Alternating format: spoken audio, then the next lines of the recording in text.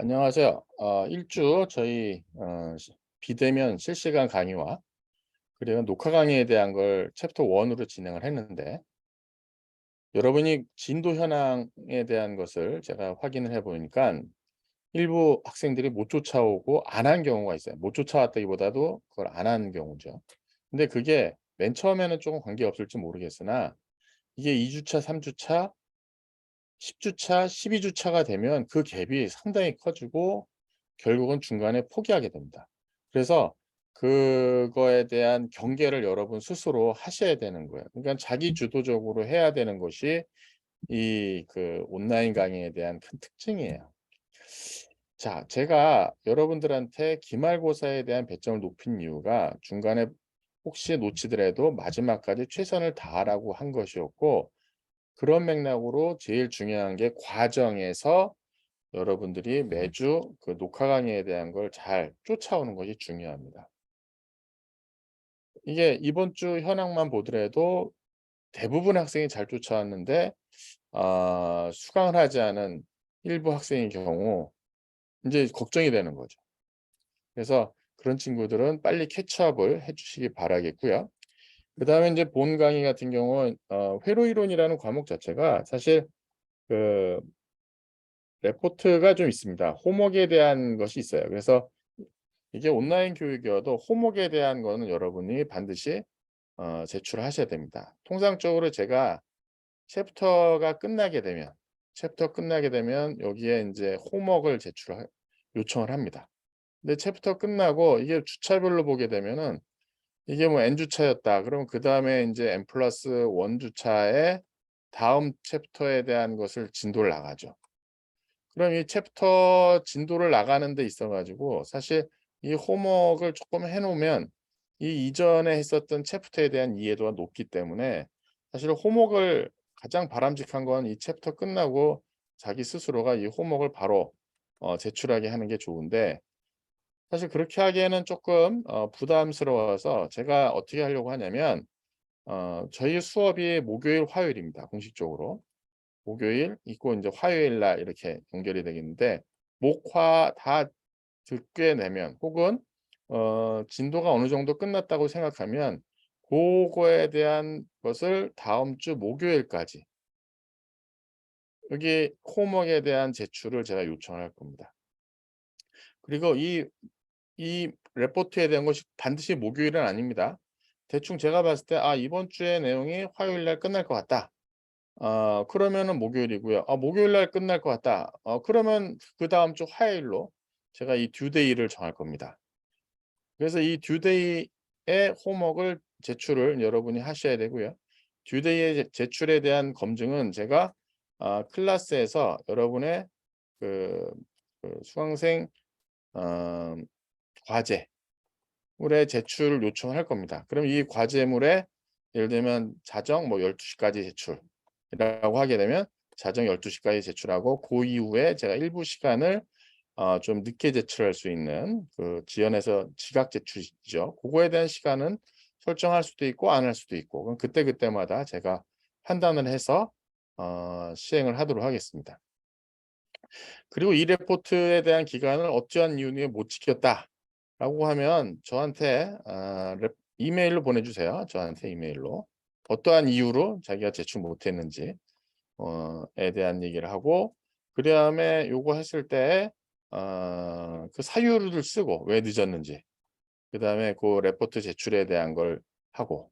근데 가끔 보게 되면 레포트에 대한 양이 되게 커서 못 보내는 경우가 있는데, 사실 제가 호목에 대한 내용을 여러분이 풀었는지 잘 이해하고 있는지를 하기 때문에 이게 꼭 해상도가 그리 좋지 않아도 좋아요. 그러니까 압축을 해서라도 쪼끔 그 클래스에 올라갈 수 있는 정도로 해서 하기를 제가 권고합니다. 자, 그다음에 제가 레포트 제출에 대한 거는 무슨 특별하게 양식을 하는 건 아니고, 보통 그동안은 제가 오프라인상에서는 이 레포트에 대한 걸 받을 때 그냥 뭐 이면제도 받기도 하고 뭐 이렇게 했었어요. 그럼 이면제 제출한 걸 보게 되면 참 이 친구가 진짜 풀었는지 안 풀었는지 모를 정도로 성의 없게 작성되는 경우가 의외로 되게 많더라고요. 그래도 그 당시는 그냥 제출한 거의 의미라든가 그다음에 진짜 몇 개 좀 디테일하게 보면서 풀었구나라는 걸 확인했는데 어 이 온라인 강의에서는 사실 레포트를 제가 다 출력해서 볼 수 있는 낭이 아니에요. 그러다 보니까 화면으로 보고 나서 판단을 해서 '아 요 친구가 요 제대로 풀었구나. 좀 덜 풀었구나.' 이런 걸 하려고 하고 있고 그다음에 지난번에 말씀드린 것처럼 많은 학생이다 보니깐 제가 선별적으로 좀 나눠 가지고 하지만 전체 학생에 대한 레포트 점검은 할 예정입니다. 자 다음은 제가 레포트 작성에 대한 내용을 간단히 말씀드리겠는데 레포트가 보통 이제 A4 용지로 작성을 하죠. 그럼 첫 장에는 자기 뭐 여기 호목 몇 번이다. 호목 뭐 예를 들면 넘버 1에 대한 걸 한 것이고 그다음에 자기 학번, 학과 여러 학생이 드시는 학과, 학번, 이름을 반드시 위에다가 써 주시기 바랐습니다. 맨 첫 번째 페이지 첫 번째 원에 써 주시고요. 그다음에 여기서부터 문제에 대한 걸 푸는데 이게 그냥 손으로 그냥 쓱쓱쓱 푸시면 돼요. 근데 제가 이번에 한 가지 여러분들한테 요청할 게 있어요. 이 문제에 대한 거를 조금 간단하게 디스크립션 하는 거를 좀 요청하려고 합니다. 무슨 얘기냐면 이 문제에 대한 것을 제가 뭐 특정 문제를 딱 지정할 수도 있지만 그렇지 않을 경우는 여러분 스스로가 문제를 정해 가지고 하는 경우도 있어요. 근데 문제에 대한 걸 다 쓰지 마시고 앞에다가 간단하게 문제에서 요구하는 요구 사항을 간단하게 기술하십시오. 여기서 문제에서 요구하는 문제 회로는 반드시 그려야 되겠고요. 회로에서 무엇을 물어보는지 문제가 간단하게 무엇인지 문제에 대한 요약을 간단히 하시고 그다음에 이제 푸시기 바라겠습니다. 근데 푸시고 난 다음에 여기에서 뭐뭐 이것은 이렇게 적용하고 이런 건 하지 마시고 뭐 여기서 대충 뭐 이렇게 화살표 표현으로 하거나 아니면 요거에 의해서 뭐 이렇게 간단하게 노테이션 써 가지고 쓰시고 맨 끝에 답을 반드시 잘 쓰시고 단위도 같이 해서 잘 쓰시기 바라겠습니다. 그렇게 해서 내가 풀려고 하는 문제 한 문제 풀었고 이게 제가 지금 이렇게 페이지를 여러 개 한 것처럼 보이지만 그렇진 않습니다. 그냥 여기가 여기까지 해서 1번 풀고 그다음에 여기서 인제 2번 풀고 그다음에 3번 풀고 뭐 이런 식으로 해 가지고 푸시면 됩니다. 근데 제가 이거를 푸는 방법에 있어 가지고 반드시 여러분 스스로 풀거나 뭐 그렇게 안 하셔도 좋아요. 저는 학생들이 레포트에 대한 것을 뭐 친구 도움을 받아도 좋고요.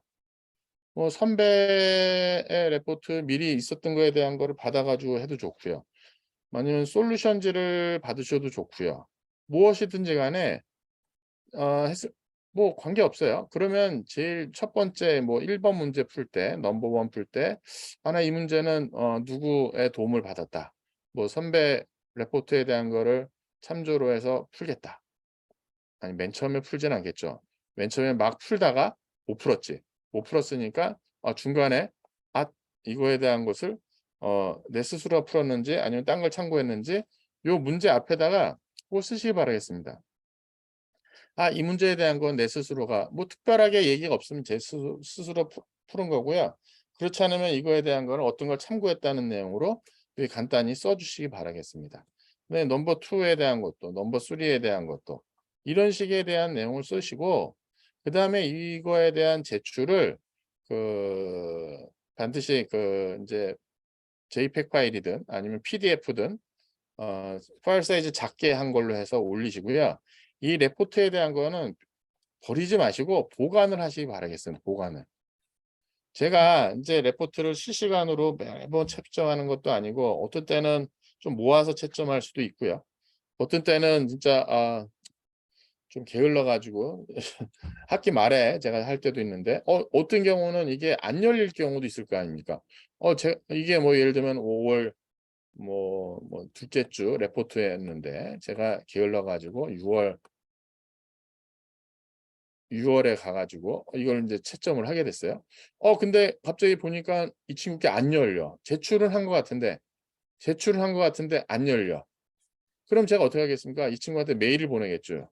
"야 저기 홍길동 씨 제가 레포트에 대한 거 5월 달에 자네 몇 주 차에 냈다는 거에 대한 것을 읽으려고 하는데 안 읽히는데 나한테 다시 한번 개별적으로 좀 보내줄 수 있습니까?"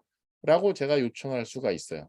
그러니까 레포트 한 학기 끝날 때까지 잘 보관하고 계시다가 제가 별도의 요청을 할 수도 있으니까 만약에 그렇게 되면 다시 스캔을 해 가지고 저한테 그때 다시 보내주시면 될 것 같고요.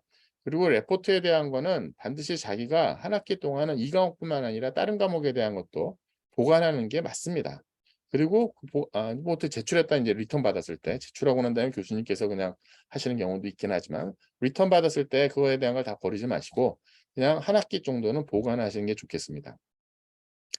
그래서 이 레포트에 대한 것이 내가 솔직하게 내가 하고 있다는 것이 상당히 중요한 사항이고요. 그다음에 저희 보게 되면 저희가 제일 중요하게 공학적 윤리에 대한 거를 또 많이 강조를 하고 있어요. 뭐 이게 향후에 산업 스파이권하고 맞물려 있기 때문에. 그러다 보니까 이 공학 윤리랑 관련돼 있다 보니까 이게 항상 보면 내가 어떤 걸 쓰게 되면 거기에 대한 인용하는 것이 상당히 중요합니다.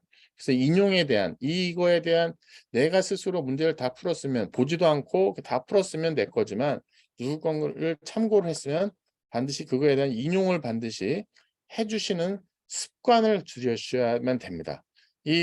이것이 바로 여러분들이 지금 뭐 공학적인 윤리 졸업할 때 그냥 선서만 하고 끝나는 게 아니라 평상시 생활 습관에 대한 거 갖고 나서 솔직하게 내가 보고서에 대한 작성부터 공학적인 윤리를 지켜나가는 측면에서 매우 중요한 사항입니다.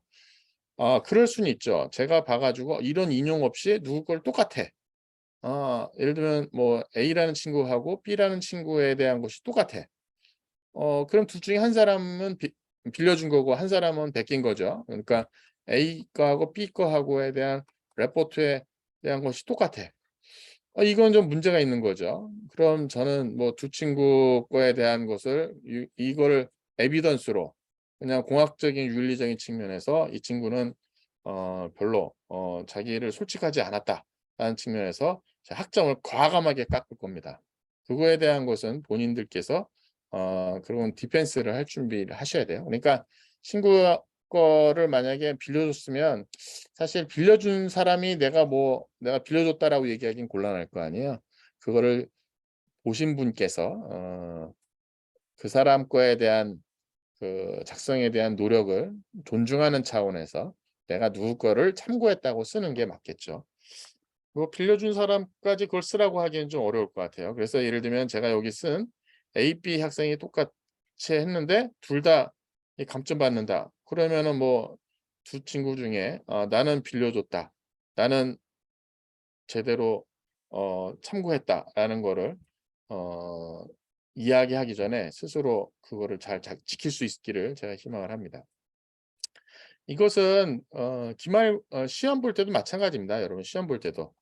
시험 볼 때도 마찬가지고요. 퀴즈 볼 때는 조금 덜 할 수 있어요. 퀴즈는 사실 간단하게 제가 짧은 시간에 여러분한테 물어보는 것이기 때문에 사실 그거는 조금 덜 할 수 있는데 시험은 치팅하는 거기 때문에 이건 좀 심각한 문제를 일으킬 수가 있습니다. 그래서 여러분들이 '레포트나 별거 아닌데.' 뭐 이렇게 생각하지 마시고 레포트에 대한 것조차도 윤리적인 측면에서 딴 사람이 한 친구의 딴 사람이 한 그 창작물에 대한 것은 존중하는 그런 습관하는 훈련이라고 생각하시고 어 레포트부터 이런 걸 반드시 준수해 주시기 바라겠습니다. 자, 이번 주 저희 홈워크부터 인제 출제가 나갈 테니까는 그 잘 준비를 하시기 바라겠습니다.